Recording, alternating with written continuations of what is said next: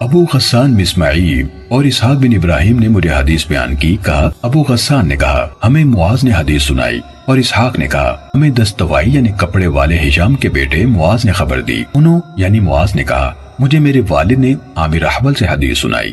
انہوں نے حضرت ابو محذورہ رضی اللہ عنہ سے روایت کی کہ اللہ کے نبی صلی اللہ علیہ وسلم نے انہیں یہ اذان سکھائی، اللہ اکبر اشہد ان لا الہ الا اللہ، اشہد ان لا الہ الا اللہ، اشہد ان محمد رسول اللہ، اشہد ان محمد رسول اللہ۔